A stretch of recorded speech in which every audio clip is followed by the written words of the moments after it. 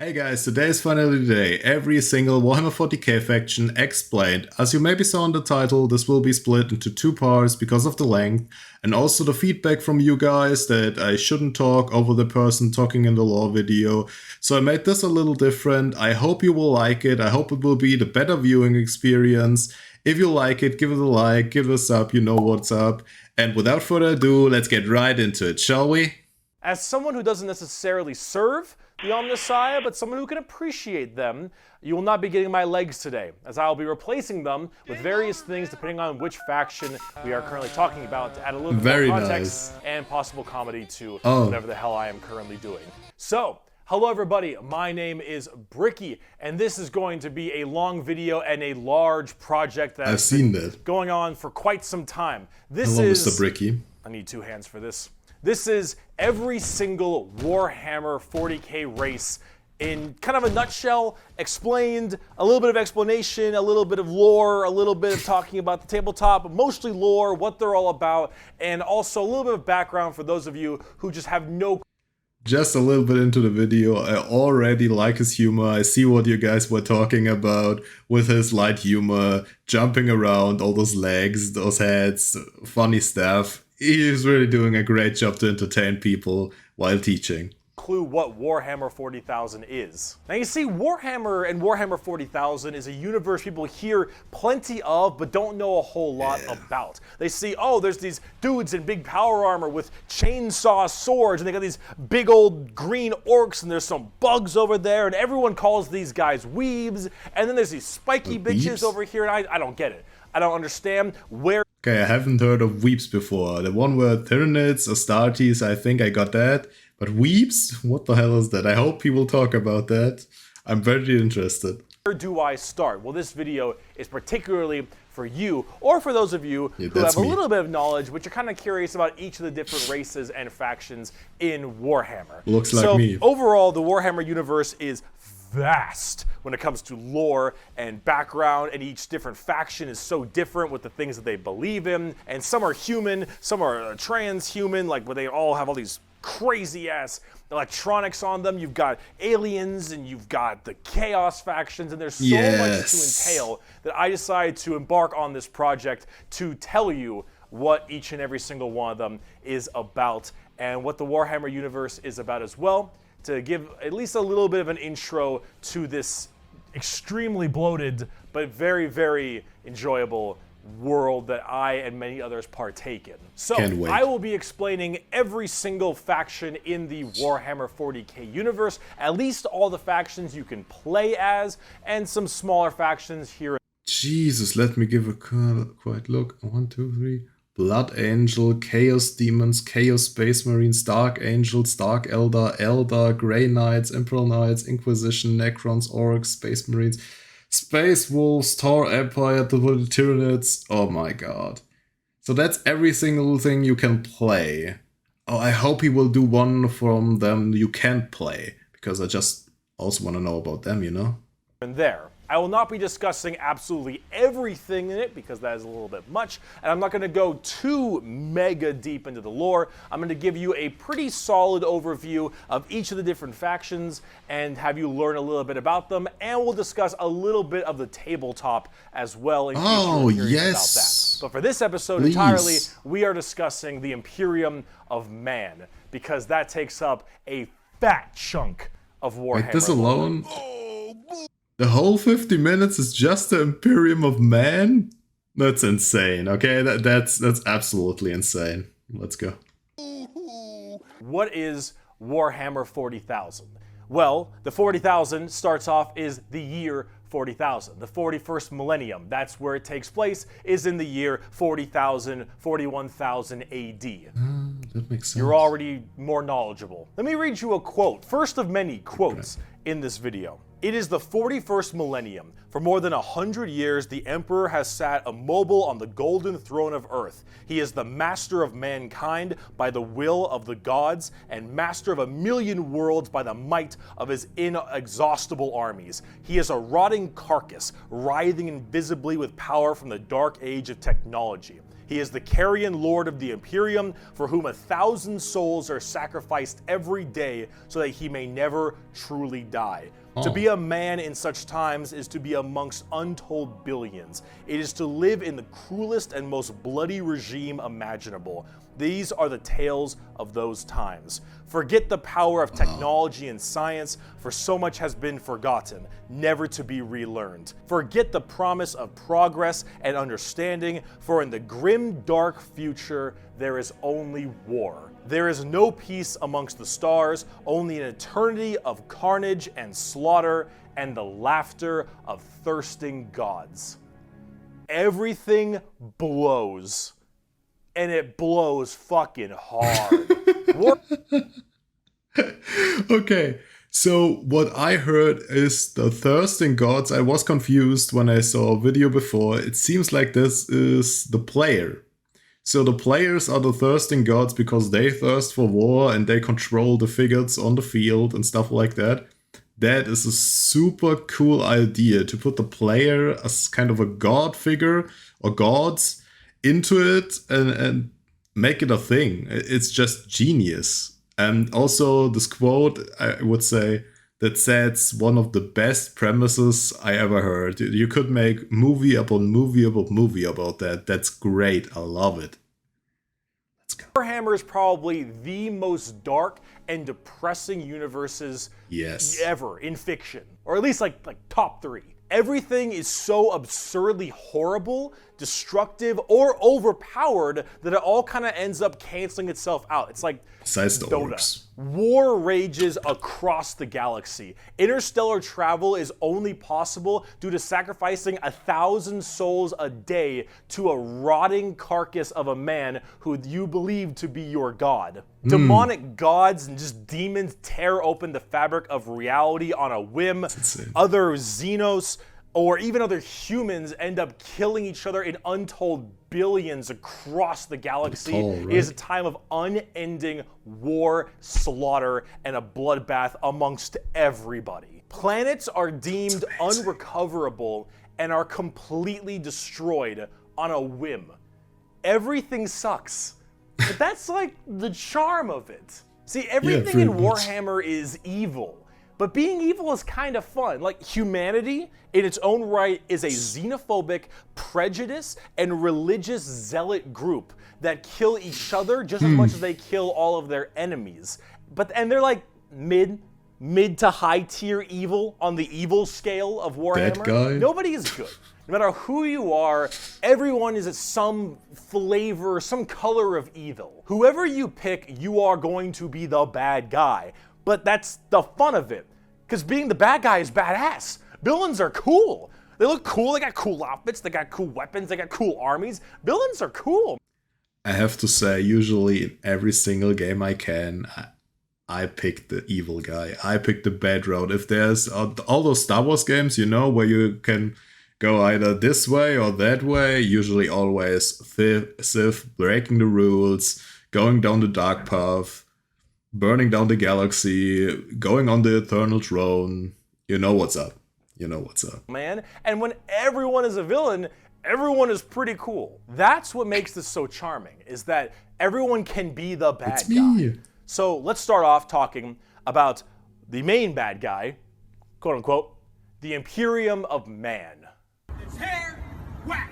It's gear, whack. The Imperium of Man is the main empire of the human race. All of humanity is under this one flag called the Imperium. And about 10,000 years ago, there was a man. He was the Emperor, the Emperor of mankind, a 10-foot-tall psychic demigod who led humanity across the stars to colonize tons and tons of worlds, create superhuman soldiers, and really bring humanity into a new age. This man, the Emperor of Mankind, was a psyker. And a psyker is like a magician of sorts. In the world of 40k, there is the warp, the immaterium, kind of like hell, but sort of like a purgatory dimension of hell. And a psyker is someone who can take that power and manifest it through their mind to use it to do stuff, like witchcraft stuff, magician stuff, spells, and lots of other things, but we don't want to get too into that. The Emperor, big boy psyker. Top tier, A+. S, maybe even S. Now, the Emperor created a bunch of sons. Yes, created a bunch of sons known as the Primarchs. He created 20. Created.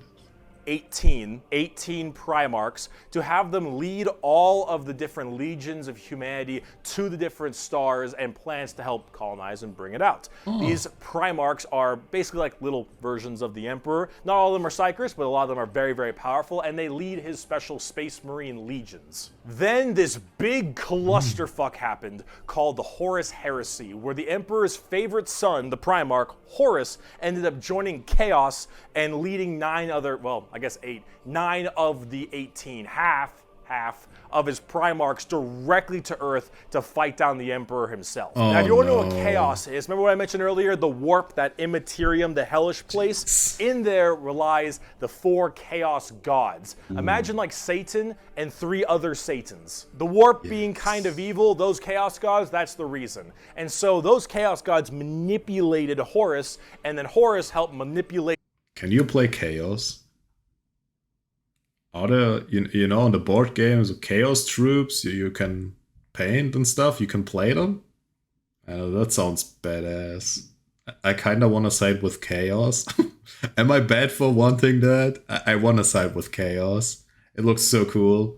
It's the design, everything, it's great. All 8 other Primarchs to lead this giant coup directly on the Emperor on Earth. And they fucked up shit. After this huge civil war, Horus died, but not before brutally wounding the Emperor, and right at the end of his life, they put the Emperor on this large golden throne on Earth, in which he is now alive, just barely, but slowly rotting away, powering something called the Astronomicon, so long as he stays alive, and sounds is fed great. 1,000 people a day. The Astronomicon is like the North Star. If you want to do interstellar travel in 40k, you need to pass through that demonic warp I mentioned earlier. But how do you know where you're going? Well, the Emperor is there putting a nice little navigator right there. He helps navigate you to know where you're going. If you want to go from Earth to some crazy solar system across the way, you need to go through that warp, and then you need to know where you're going, go through there, and pop your way out. It's like doing nether travel in Minecraft, so you can shorten the distance never played between Minecraft. going to areas. Gonna be honest. So long as the Emperor is alive and being fed 1,000 people a day to stay alive, you can do that. The moment he dies, interstellar travel's gone for all of humanity. You're so boned. Now, since the Horus Heresy 10,000 years ago, the Imperium has fallen from grace substantially. They're All completely technology fucked. has started to... So if the Emperor dies, they're completely fucked. The whole humanity is fucked. There's nothing that can replace him. He's just cucking all of humanity if he dies. That's bad. But yeah, the other alien races and stuff, they can, you know, travel. Just humanity is cucked. Seems kind of bad, doesn't it? Dwindle and die. There is now giant fundamental religious extremists that now believe the Emperor of Mankind was a deity, a true living god, which is probably the last thing the Emperor would have wanted to be remembered for. So now you have this thing called the Ecclesiarchy, which is this giant church entirely devoted to spreading the good word of the Emperor. He is now the Holy Emperor God, the God Emperor of mankind, and all of the Imperium has taken up worshiping him to the fullest extent and killing anything that isn't humanity in his name. The Imperium has this futuristic gothic tone to it and a hefty religious zealotry to them. Yes, that's what I loved. The first time I saw those ships, and they're like cathedrals built on ships, or ships made out of cathedrals, that style is just, you know, if you see that for the first time, I know a lot of you are deep into it, so you don't see it for the first time, but if you see that for the first time, it just blows you away. It looks so good, so stunning. Way better than this clean sci-fi style, you know, all those clean ships, very clean, very boring. If you think anything against the Emperor, that's heresy and you deserve to die. That is called being a heretic. heretics die in 40k. There is no Heard such about that thing as one. freedom of religion. There is no such thing as freedom of speech, so long as you are against the emperor. There is no such thing as any kind of tolerance. Everyone is a religious zealot. Some more than others. Extreme religion. But no matter what, you're preaching that good word. So right now, Especially everyone this in humanity is Okay, especially this guy. Is that guy maybe the leader of the church? So like the evil gigapope of, you know, of the God Emperor? Maybe. Tell me. trying to expand their empire across the stars. If you are a heretic, someone who doesn't believe in the Emperor, you are deserving of death. True. If you believe in the Chaos Gods, you are also a heretic and you deserve death. Wrong. If you are an alien race of any kind, you are a filthy Xenos and you deserve death as well. So long as the murder continues and humanity expands, the Imperium of Man is very, very happy. However, the largest fighting force of this Imperium is my personal favorite faction, and the first faction we will discuss, the Astra Militarum, or also known as the Imperial Guard. Oh, they look like, you know, pretty...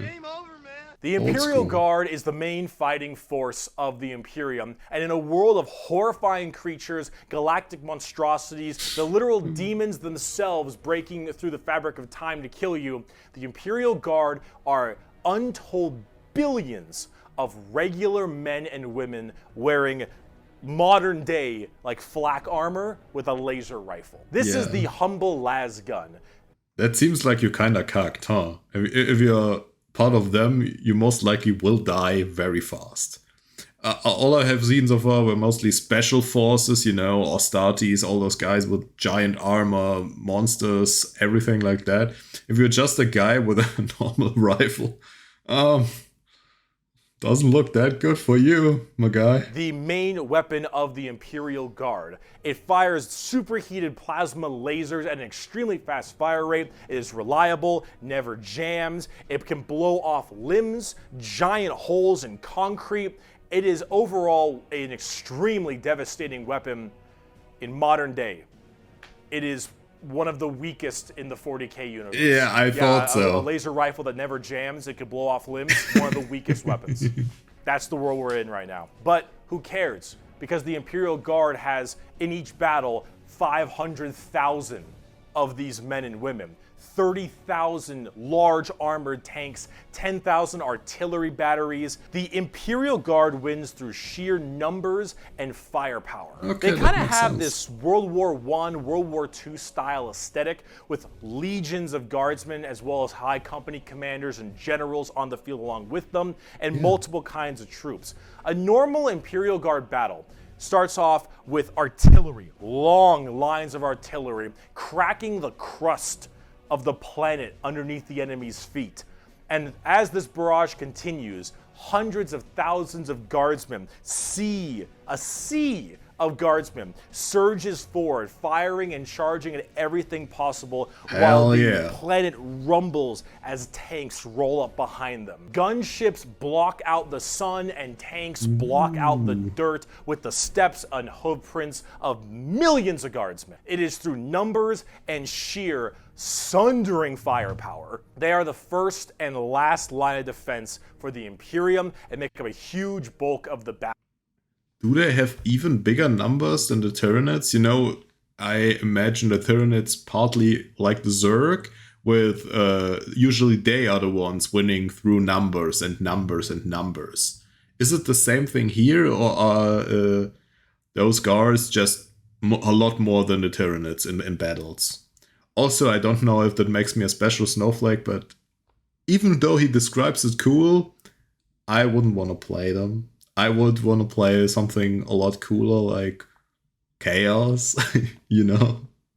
I love the Chaos aesthetics, yeah. battles. The Imperial Guard is also made up of tons of different kinds of regiments. The Catachin jungle fighters live in a death world that's more hospitable than almost any firefight they'll ever get into. Oh my god. So they just have Arnold. this steroid-looking, giant knife, Rambo Predator-looking sons of bitches, Predator. where nothing is anywhere near as scary as a simple knight on their home planet. Reminded me a You lot have of the Predator. Valhallan winter soldiers who haven't felt their toes in 300 years, the Mordian Iron Guard, who are more interested in making their shoes shine than actually fighting a battle, and then of course the big one, They looked a the little bit Cadians silly, huh? from Cadia. The biggest export of guardsmen in the entirety of the Imperium. You will fire your first gun at 5. You will disassemble and reassemble it at 10. You will have pounding artillery drills day in and day out at 15. And you'll fight your first Swarm Lord at 16. And if you mention Cadia, you will burst into an unrelenting amount of tears and sadness like I do daily. To quote, I have at my command an entire battle group of the Imperial Guard, 50 regiments including specialized drop troops, stealthers, mechanized formations, armored companies, combat engineers, and badass. mobile artillery. Over 500,000 fighting men and 30,000 tanks and artillery pieces are mine to command. Emperor, show mercy to the fool that stands against me, for I shall not. The Imperial Guard are my personal favorite faction in 40k. They're the army I collect the most, the ones I enjoy playing the most, and the one I enjoy in the lore sense a lot. There's something about just a regular man with a laser rifle being told to charge the horrors of this universe and willingly doing so for his god emperor. It's just poetic. You know, I can't understand the appeal in the way he says it, but I was always the person picking those horrors and whatever, the most evil, cruel thing, the most crazy shit I could pick, I usually would, because I like that. I don't know why, I'm just like that, you know? Actually represent the main Imperial Guard tactics pretty well. Large amounts of artillery that doesn't require a line that of looks sight, cool. lots of tanks, All painted tons himself. of infantry, drop troops, and gunships. Overall, they're pretty similar to how they sound, though a little bit expensive to collect, unfortunately. And they don't hit a lot. They have a bit of a bad... Stop. That guy looks so fancy. You see him? The guy in front? That looks so well painted. That's an amazing job. Jeez, I could never do something like that, and it makes me kinda jealous, you know? Bad aim, but you don't really care because you're just drowning them in shots. However, if you want more accurate fire and specialization, we can move on to talk about Space Marines. Oh, there are The they. Angels of Death are up next. Space Marines are genetically engineered super soldiers and superhumans. They're given extra organs, their skin tissue is toughened, their bones are stronger, they're taller than the average person. They're pretty massive people, and these are the specialized super soldiers that carry out a lot of the more specific tasks for the Imperium. And there's tons of legions of them. In fact, there's one per Primarch. Each Primarch, the Emperor's son, as I mentioned 18. before, oversees their legion of Space Marines. The genetic upgrade they get is based on the genes of said Primarch. It's something called a gene seed. That's what brings them up to this like superhuman level. As stated, each Primarch has their own legion. Robot Girly Man has the Ultramarines, Jagatai Khan has the White Scars, Rogel Dorn has the Imperial Fists, Corvus Corax has the Raven Guard, and there's a whole bunch of other side sections that are also... Quickly pause. Oh my god, yeah, I saw some of those different designs, especially in videos before, and Astartes, you know? Saw something there. Oh, that looks so sick. And they're all just those different colors, different symbols, and all those leaders. That's a genius way of doing it, you know? All of those sons having their own part of the Legion with different genes. That's a great touch. Extremely interesting and have a little bit more of a twist on the average Space Marines, which we will discuss in a bit. Humorously enough, I don't have a whole lot to say about Space Marines. They're superhumanly fast. In fact, it's been said that nothing that large should move that quick. These men in power armor moving at blazing fast speeds. Their reflexes are fast. That's what I thought when I saw him move. You know, he charged in the Astartes movie. It charged forward, running with that bulky armor so fast. That's exactly what I thought and said. Faster, their skin is tougher. They are overall just extremely powerful soldiers. In fact, where they differ comes down to which Space Marine Legion we're talking about. For instance, the Ultramarines done by Robot Gilliman are the main blue Robot boys. Gilliman. Strong in almost every way, the jack of all trades kind of group that are a little bit too strong, and that's a lore problem, but the White Scars by Jagatai Khan are all about speed freaks, go fast. We're talking attack bikes, we're Mad talking Max? land speeders. You want to go in quick, you want to hit them hard, you want them to be swarming around like buzzflies. Buzz saws. With the speed of buzz saws. Yeah.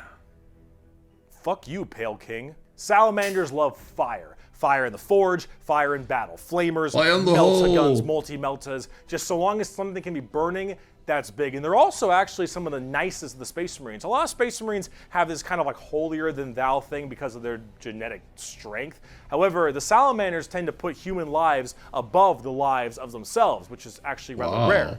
They're also all black, but not like just regular black, like 2 a.m. line at a White Castle black. Like they have a charcoal, dark, ashy exterior and blazing red eyes.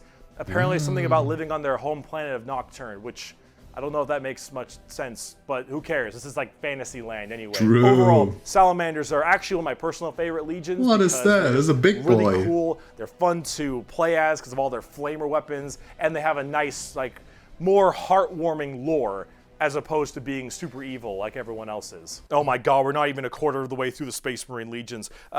Imperial Fists believe in the power of the siege and defensive positions.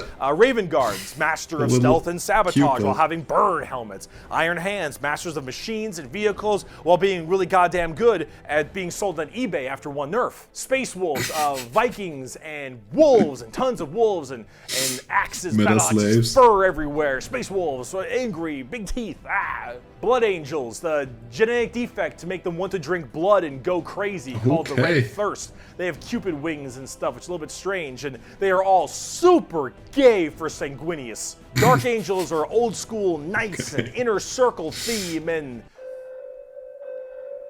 Are you a heretic?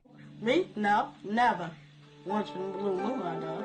Death Watch, a fancy pantsy anti-Xenos group that nobody plays because Death Watch, and they look cool though, but no one plays them. I don't know about Death Watch. They're there though. Black Templars, for the people who, if you haven't prayed at least 3 times a day, you're gonna start praying out that airlock. And I'm sure there's some other chapters I may have missed as well, like Crimson Fists and stuff. But those are the main ones right great. Here. Love his style. From the Emperor himself. They shall be my finest warriors, these men who give of themselves to me. Like clay I shall mold them, and in the furnace of war I shall forge them. They shall be of... He didn't remove his cursor. There. Do you see it? Do you see it? That's horrible. Right here. Right here. There. At man. There it is. Horrible. Iron will and steely sinew. In great armor I shall clad them, and with the mightiest weapons shall they be armed. They will be untouched by plague or disease. No sickness shall blight them. They shall have such tactics, strategies, and machines that no foe will best them in battle. They are my bulwark against the terror. They are my defenders of humanity. They are my Space Marines, and they shall know no fear. And on the tabletop, they fuck. Oh, they fuck hard. As of making this video, Space Marines are laughably strong. That might change at some point, but overall, Space Marines just have it's like a Swiss Army knife. That's such amazing paint job. Everywhere. You know, especially if you see the faces. If you have the helmets, okay, but all the detail in the faces. That's insane. I could never do anything like that. I tried to paint it once. Never again. A tool for anything you need, except it's like a gold-plated Swiss Army knife. It is extremely strong. If you are actually getting into the tabletop of Warhammer, Space Marines are a great start. Also, whatever gameplay style Hell you yeah. have, whether you want to be sit back with long range and heavy weaponry, go fast and run in, or even just full melee, all of these options are totally there for you. Jack of all Marines trades. are super badass, but unfortunately, it's time we start praying to our new god, the 2011 Honda Civic. So is it any What? wonder people are afraid of technology? Technology! Oh, The Adeptus Another video. Mechanicus.